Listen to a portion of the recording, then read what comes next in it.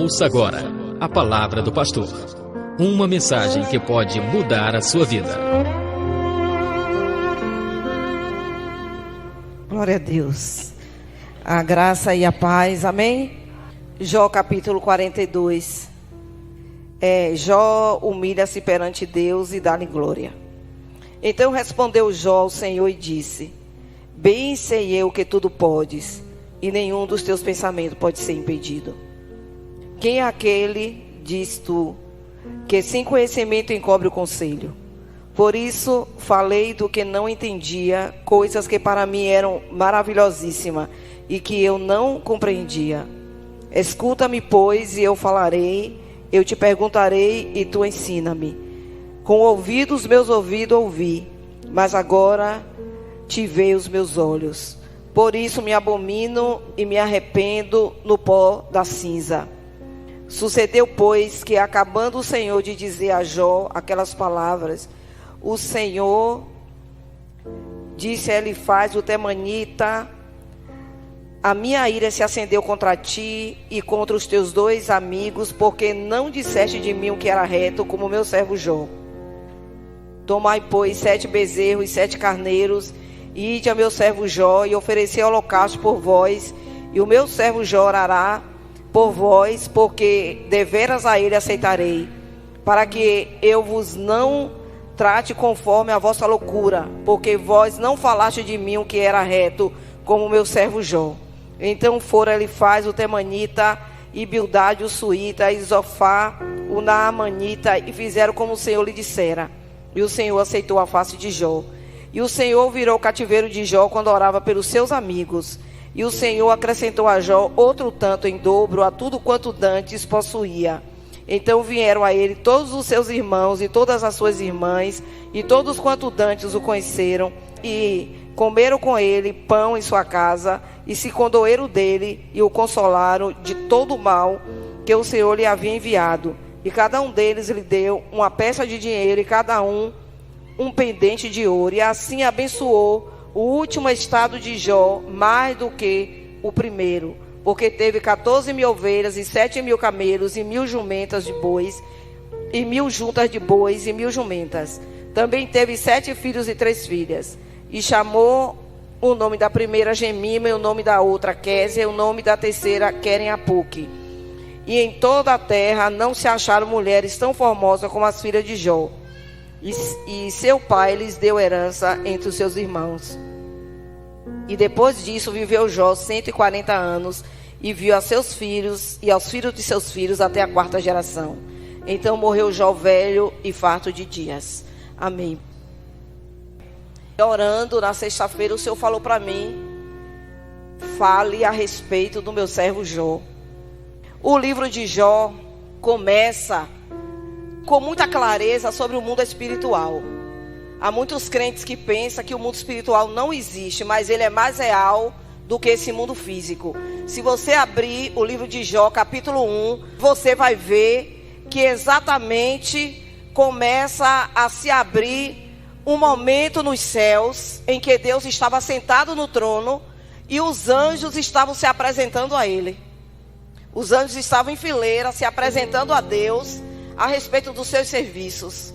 E a Bíblia começa a discorrer que Satanás, ele entrou na fileira dos anjos. E ele foi para falar com Deus. E aí nós vemos o mundo espiritual, aquilo que nós não vemos. E Jó, ele foi envolvido em uma batalha espiritual entre Deus e o diabo. Jó não sabia o que estava acontecendo, ele foi envolvido nisso. E para mim aquilo foi como a abertura de uma visão. Muitas vezes as lutas que vêm sobre a vida do servo de Deus, não é porque você está em pecado, não é porque você errou, é porque no momento está tendo uma batalha aonde Deus vai provar a sua fé, se verdadeiramente você é fiel em tudo. Porque Satanás, ele é um ser espiritual, ele é inimigo de Deus, ele é real, ele não é uma figura, um desenho animado, ele não é um pensamento do crente, ele é o inimigo de Deus, inimigo do homem. Ele é nosso inimigo. Por que ele é nosso inimigo? Porque ele é inimigo de Deus. E ele é nosso inimigo porque ele sabe que nós somos a imagem e semelhança de Deus. Ele tem ódio de nós, só porque nós levamos sobre nós a imagem e a semelhança de Deus. Então muitas vezes ele se levanta contra nós usando pessoas. Aí a Bíblia fala em Efésios capítulo 6, do 12 diante, que a nossa luta não é contra carne nem sangue. A nossa luta é contra principados e potestades. É contra o príncipe das trevas deste século. É contra hostes espirituais da maldade nos lugares celestiais. Aleluias. Então Satanás entrou na fileira dos anjos. E naquele momento que eu estava meditando, me chamou muita atenção. O que é que o diabo estava fazendo ali? Eu me lembrei que quem criou Lúcifer foi Deus, porque era um anjo de luz. Na verdade, um querubim. Ele é chamado estrela da manhã. E o que aconteceu com ele? Deus criou ele perfeito. O orgulho entrou no coração dele. E ele desejou ser mais do que Deus. Ele desejou sentar na cadeira de Deus. E por isso, ele foi reconhecido, ele foi julgado e foi condenado. E foi expulso do céu. E quando ele foi expulso do céu, ele caiu na terra. Ele caindo na terra, o versículo 1 diz que Deus criou os céus e a terra. No princípio Deus criou tudo. O segundo versículo diz que isso tudo estava em treva. Estava tudo no abismo. Por quê? O diabo caiu aqui, fez um transtorno aqui. Mas o Senhor veio, o Espírito de Deus se movia sobre a face das águas. E a gente percebe que quando Deus vai fazer o milagre, o Espírito de Deus, ele se move sobre o lugar. Aleluias. E isso é bíblico. Aí o que acontece? Eu pensando no que ele estava fazendo ali, eu digo, por certo, ele está com saudade de Deus, né? Ele era um querubim, estava às ordens de Deus, e ele estava sentindo saudade do Criador. Se levantou, perdeu o brilho, perdeu a glória, perdeu a luz e entrou no meio dos anjos. Por certo, ele estava matando a saudade, mas não tinha mais oportunidade para ele, porque ele se levantou contra o seu Criador. E ali, quando ele está na fileira dos anjos, Deus estava atendendo os anjos. E os anjos estavam mostrando o seu serviço. Isso quer dizer que todos nós também prestaremos conta a Deus das nossas obras. E quando ele estava ali, que ele entrou na fileira, se você pegar o capítulo 1 de Jó, Deus, o Senhor é que começa a dizer, e perguntou a ele por onde ele andava. Ele disse de passear na terra e rodear por ela. E aí Deus faz uma pergunta a ele: viste o meu servo Jó, homem fiel, honesto, sincero, que se desvia do mal? O que é que eu aprendo com isso? Que Deus, ele nos observa, todos nós, cada um em particular. E ele conhece o nosso coração. E ele fala de nós. A conversa não tinha nada a ver com Jó. Mas foi Deus que colocou o nome de Jó no meio da conversa. Já que você passeou pela terra, você viu lá meu servo fiel? Você viu meu servo que se desvia do mal? E Satanás, como acusador, ele começa a dizer, claro que ele vai ser fiel. Se você cercou ele de tudo que é bom, como é que ele não vai ser fiel? E ele começou a levantar uma narrativa de que Jó servia a Deus só por causa de interesses. E aí ele disse, tire tudo dele, você vai ver se ele vai continuar te servindo. E Jó, sem saber de nada, o homem rico, um homem que tinha 10 filhos, que se preocupava quando os filhos se reuniam nas festas, em oferecer holocausto para o Senhor. Jó se preocupava em fazer sacrifício para que os filhos recebessem o perdão de Deus. Ele, como sacerdote da família dele, ele cuidava da família. Ele entrou em uma batalha sem saber. Jó não sabia de nada daquilo que nós sabemos hoje. Que existe uma batalha espiritual. E que nós, como igreja, como arma que o Senhor nos deu, Ele nos deu a oração, para que nós possamos nos comunicar com Ele. E aquilo que está para vir no mundo físico, é desfeito no momento que eu e você ora. Deus desfaz todo o laço, toda a cadeia, Ele desfaz toda a lança. Ele desfaz tudo aquilo que vem contra nós ou contra aqueles que estão ao nosso redor. Uma arma que Ele nos deu, que é a oração. E Jó era um homem de oração. Ele não sabia que ele estava no meio de uma conversa. E Deus permitiu ao diabo de tentar Jó. Ele permitiu que Satanás tocasse em Jó. Ele só não podia tirar a vida de Jó.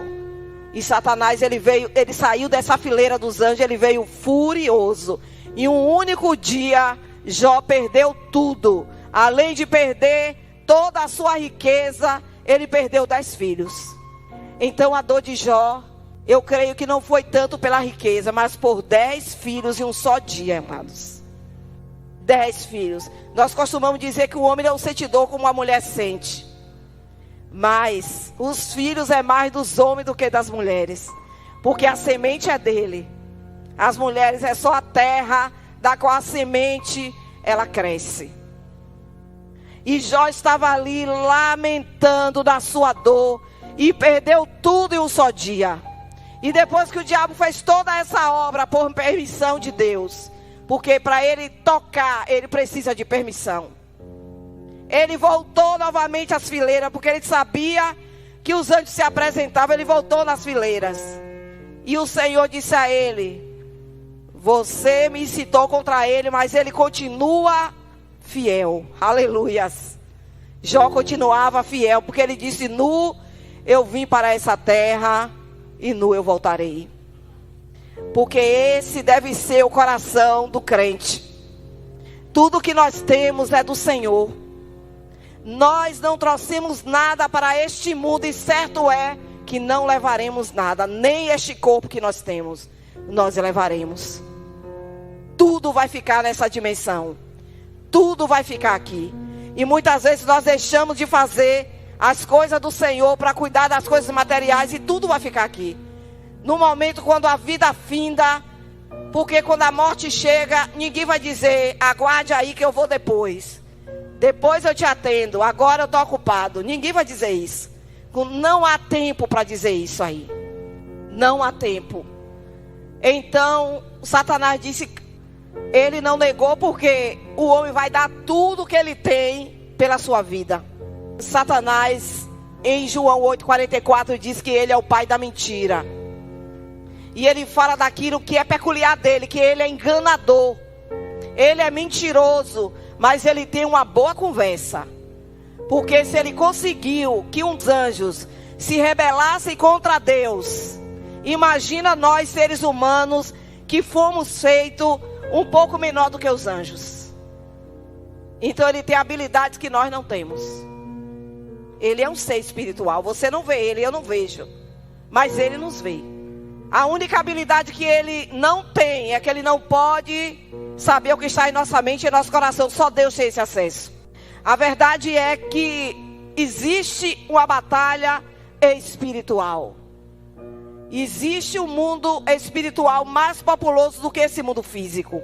E que nós muitas vezes pensamos que estamos sós, mas nós não estamos sós. E a Bíblia fala em Hebreus 12 que nós somos cercados de uma tão grande nuvem de testemunha. Nuvens no mundo espiritual. E às vezes nós pensamos que estamos fazendo coisas escondidas de pessoas. Mas tem um que vê todas as coisas. Tem um que vê tudo. E o nosso inimigo está ao derredor, como a palavra de Deus fala. Bramando como se fosse leão. Porque o leão da tribo de Judá é Jesus Cristo. Mas ele ruge como se fosse. Ele tenta imitar em tudo a Deus. E quando ele se rebelou contra Deus, foi o orgulho, o desejo de ser Deus. E o projeto dele não morreu. O projeto dele continua vivo. Ele foi julgado e condenado. E no tempo dele vai chegar em que ele vai ser lançado no lago de fogo.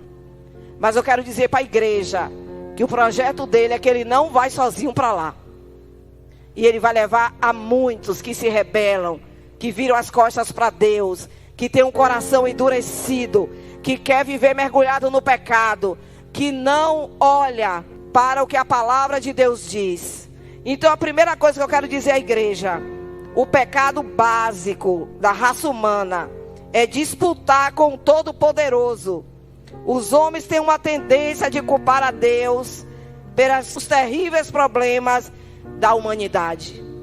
Mas a Bíblia fala de que se queixa, pois, o homem vivente, cada um dos seus próprios pecados. Então, Jó, quando Satanás saiu da presença de Deus, que Deus permitiu que ele tocasse em Jó, mas não tirasse a vida de Jó, ele lançou sobre Jó uma doença mortal, maligna. O corpo de Jó se encheu de tumores. E Jó, que era um homem rico, bem-sucedido, honrado, estava como um mendigo esfarrapado. E a Bíblia fala que Jó, ele se assentou nas cinzas. E se assentar nas cinzas no Oriente Médio significa que ele estava reconhecendo publicamente que ele era um pecador miserável e nada merecia senão aquilo que ele estava recebendo. Porque ele reconhecia que Deus havia dado tudo a ele, o mesmo Deus que deu, tomou. E ele glorifica a Deus.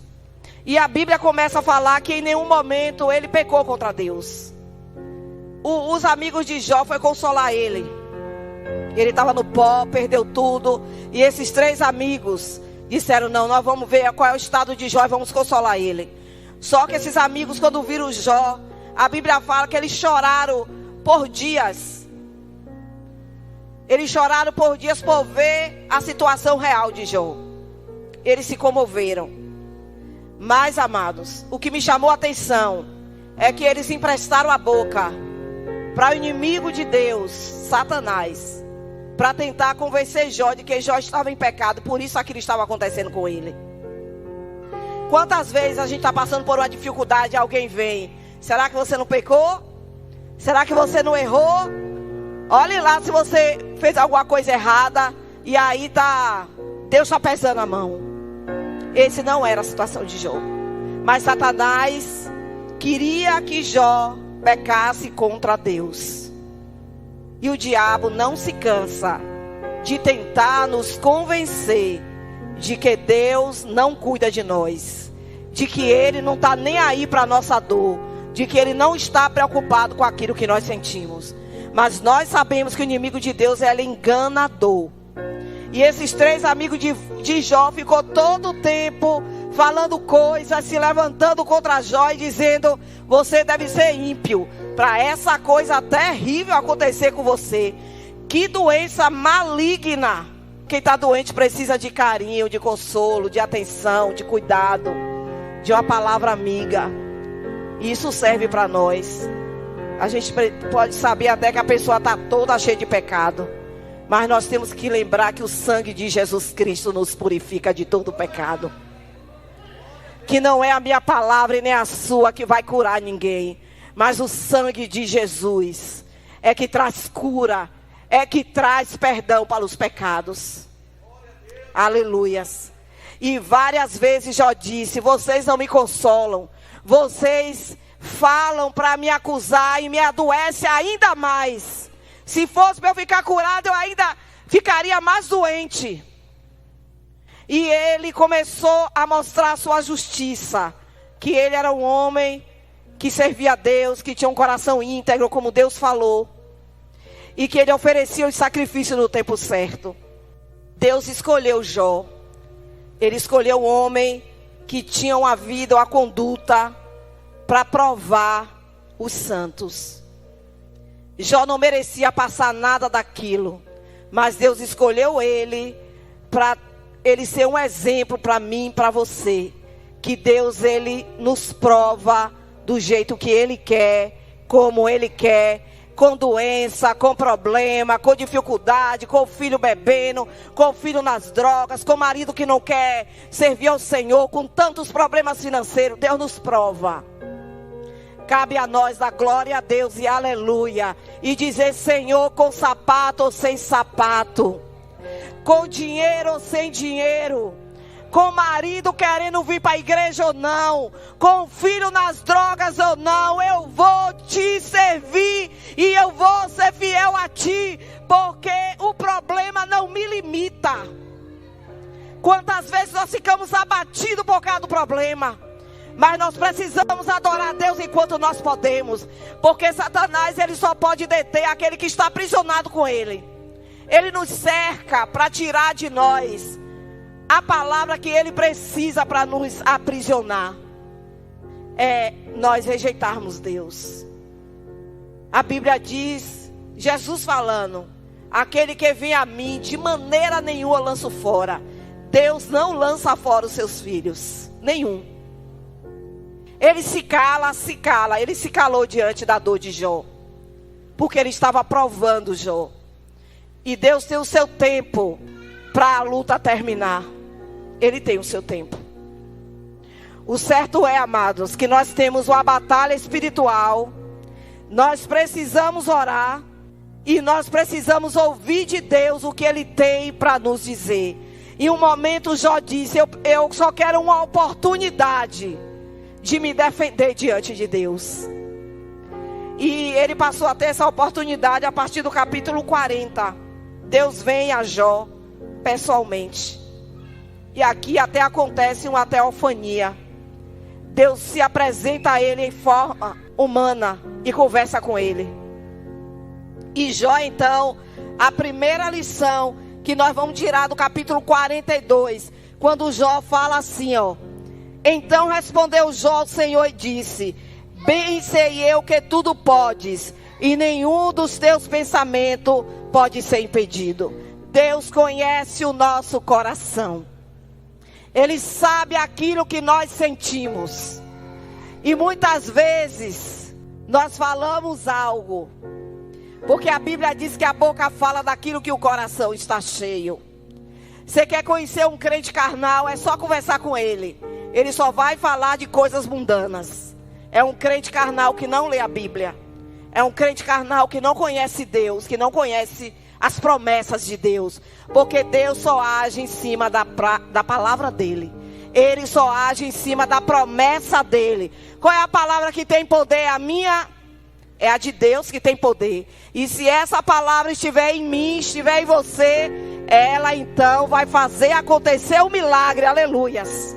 Então a primeira coisa aqui foi Jó reconhecer que mesmo com toda a justiça que ele achava que ele tinha, quando ele se encontrou com Deus, ele viu a miserabilidade da carne.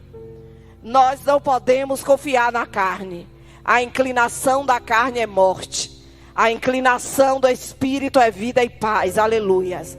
Romanos fala a respeito disso. Então Jó, ele se convence da sua ignorância e da sua impotência e da sua pecaminosidade. Pelo menos aprende a lição, a qual nenhum de nós pode entender nem passar por alguma prova, como Jó passou, sem entender que como filho de Adão e Eva, nós já nascemos no pecado caído. Então nós não podemos confiar na nossa carne. Não podemos confiar na nossa justiça própria. A Bíblia diz que a nossa justiça é como um trapo de imundícia. Eu preciso confiar na justiça que vem da cruz, na justiça que sai do sangue, na justiça de Jesus Cristo. Essa justiça sim, eu e você podemos dizer que nós somos justos, porque Jesus está em nós e habita em nós. Então Jó começa a aprender que ele não pode se apegar à religiosidade dele. Porque eu frequento a igreja, eu sou santo. Não. Eu sou santo porque Jesus Cristo habita em mim. Eu sou santo porque Jesus trouxe salvação na minha vida. E o mundo precisa ver a glória de Deus em mim. Aleluias. A segunda coisa que Jó aprende é que ele não pode impedir, e nenhum homem pode impedir e lutar com Satanás com armas naturais. Satanás é um ser espiritual. Não são armas naturais que vão atingir ele. E ele já foi vencido por Jesus Cristo. A palavra de Deus fala em Colossenses que Jesus Cristo nos transportou do reino das trevas para o reino do Filho do seu amor. E mais embaixo desta palavra a Bíblia diz que Jesus Cristo triunfou sobre as obras das trevas. houve uma marcha triunfal, aonde no mundo espiritual o diabo foi exposto publicamente a nada, diante de principados e potestades. E quem venceu ele? Jesus, quando morreu na cruz. E essa marcha triunfal é idêntica à marcha que Davi fez depois que matou Golias. Com a cabeça de Golias na mão, ele desfilou pelas ruas de Jerusalém. Foi a mesma marcha que Jesus Cristo fez. E essa marcha ainda vai acontecer no milênio, mas já aconteceu no mundo espiritual. Não são com armas naturais que nós venceremos o inimigo de Deus. O inimigo de Deus é vencido quando nós temos uma vida de oração. O inimigo de Deus é vencido quando nós usamos a arma correta, que é a palavra de Deus. Que não é para ficar debaixo do braço, não é para ficar em casa aberta. Ela para ser usada e lançada contra o inimigo de Deus. Nós precisamos nos levantar, nos apropriarmos da palavra de Deus e começar a profetizar sobre a nossa casa. Ore em cada lugar, na sala, no quarto, na cozinha, no banheiro, aonde tiver compartimento, ore. Você compra, você traz coisa, você ganha coisas e você traz para casa. E muitas coisas do mundo são consagradas. E quando a gente começa a orar e se apropria da palavra de Deus, que tem 150 salmos, você pode orar na sua casa a palavra de Deus. Guardar a sua casa debaixo da autoridade da palavra de Deus. Nós vamos combater corretamente Satanás. Porque quando ele vem contra nós, a Bíblia diz, eu ouvi outro dia a voz de Deus falando comigo. Satanás tem ódio de você, ele tem tentado te matar várias vezes. Só que ele não sabe que quem anda com você é o anjo do Salmo 91 que você ora. Esse anjo te acompanha porque você ora esse salmo, aleluia. Então nós precisamos orar a palavra de Deus. Nós precisamos aprender a decorar a palavra de Deus. Porque Deus só atende aquilo que Ele promete. Ele não vai fazer aquilo que não está escrito na palavra. E o Espírito Santo só se manifesta onde a palavra de Deus está. Então um coração vazio de Deus não tem como ele se manifestar. A segunda coisa, amados, é que quando nós oramos, intercedemos. Porque o Senhor, Ele veio ao encontro de Jó. E Jó reconheceu a pecaminosidade da vida dele. Nós somos pecadores, mas pecadores perdoados por Deus. E o sangue de Jesus Cristo nos purifica de todo pecado. E pense quando alguém acusar você, que nas frechas da sua casa, das portas, o sangue está passado. Como lá no Egito. Como lá no Egito, o anjo da morte vai passar. E o Senhor disse a Moisés, mate o cordeiro e passe o sangue nas portas, nas vergas das portas e janela. E assim no mundo espiritual está na minha vida e na sua. Um sinal de Deus em nós é o sangue de Jesus Cristo. A segunda coisa, amados, depois que Deus teve esse encontro com ele, o Senhor foi de encontro aos amigos de Jó. E falou com ele, procure o meu servo Jó. E faça o sacrifício, porque eu não me agradei do que vocês falaram. Nós não precisamos brigar com ninguém. Nós precisamos orar. Tá alguém nos ofendendo, vai orar. Vai buscar o Senhor que Ele vai te dar palavra, mas não pare. Não pare sua vida para ir brigar com ninguém. Não pare sua vida para ir discutir, procurar saber a prova. Apresente ao Senhor que Ele é o que pleiteia a nossa causa. É Ele que milita, é Ele que peleja a nossa peleja. É Ele que garante vitória para a igreja. É Ele que te garante vitória e me garante vitória, aleluias. Esses 3 amigos de Jó procurou Ele. E o Senhor disse, ore por eles. E aqui eu aprendo a outra lição. Eu preciso perdoar as pessoas que se levantam contra mim. E a maneira de perdoar é orar por elas. Deus mudou o cativeiro de Jó enquanto ele orava. Quando nós oramos por alguma pessoa, quem quer que seja ela, amigo ou inimigo, a bênção antes de chegar até ela, chega até nós. Porque nós somos o ponto de contato com Deus. E é através de você que a bênção chega em outras pessoas, aleluias. Por isso o inimigo nos ataca, queridos, para nos calar. Ele nos ataca para tirar da posição de humilhação diante de Deus. Porque nós precisamos buscar o Senhor. Buscar o Senhor por esse mundo perdido. Pela nossa família, por um amigo, pelo vizinho pelo colega de trabalho, seja por quem for, nós precisamos orar. E nós somos o ponto de contato com Deus. E é através de nós que outras pessoas recebem a bênção, aleluia. E enquanto ele orava, Deus mudou o cativeiro dele. E tudo aquilo que ele havia perdido, Deus devolveu a ele dobrado. A outra lição: perdoe, ore, que Deus vai mudar o seu cativeiro. É necessário perdoar, amados. É necessário liberar o perdão e orar. Não tem maior prova de amor do que orar por alguém. Amém? Amém. Aleluias.